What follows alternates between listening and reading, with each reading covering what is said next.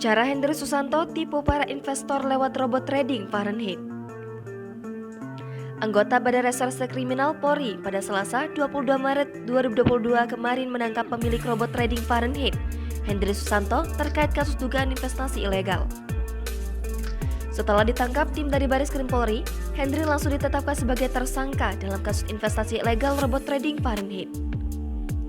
Sebelum menangkap Hendry Susanto, penyidik dari Polda Metro Jaya lebih dulu mengamankan 4 anak buah Hendry yang bekerja sebagai karyawan pada robot trading Fahrenheit. Direktur Reserse Kriminal Khusus Polda Metro Jaya, Komisaris Besar Polisi Auliansyah Lubis mengatakan keempat tersangka tersebut yakni D, IL, DB, dan MF.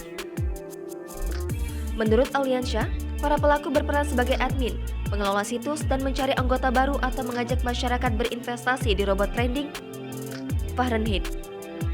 Dari keempat tersangka itulah, polisi mendapat informasi soal sosok Hendry. Hendry disebut menjabat sebagai direktur di PT FSP Academia Pro, perusahaan yang mengelola robot trading Fahrenheit. Rekayasa margin call. Seperti dikutip dari Kontan, aksi penipuan dalam robot trading Fahrenheit adalah operator membuat transaksi seolah-olah margin call. Margin call adalah peringatan dari broker atau sekuritas kepada investor untuk menambah modal ke rekening investasinya. Kondisi itu terjadi saat nilai ekuitas nasabah nyaris habis karena adanya posisi merugi cukup parah dalam akunnya.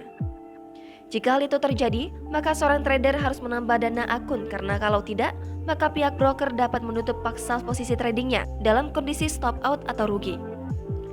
Dari aksi manipulasi margin call, robot trading Fahrenheit menyebabkan deposit member habis terkuras. Presiden Komisaris HFS Internasional Berjangka Sutopo Widodo mengatakan, saat investor bertransaksi di robot trading abal-abal dan menggunakan broker yang tidak memiliki izin dari Bapepti, maka risiko margin call tidak bisa dihindari.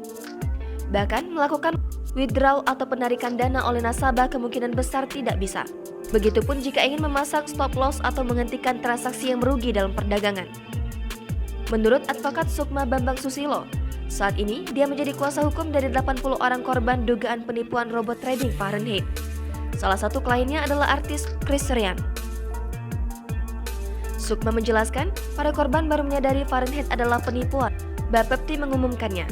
Para korban kemudian tidak dapat melakukan pencarian dana maupun pembatalan pembelian sejak 7 Maret 2022 lalu.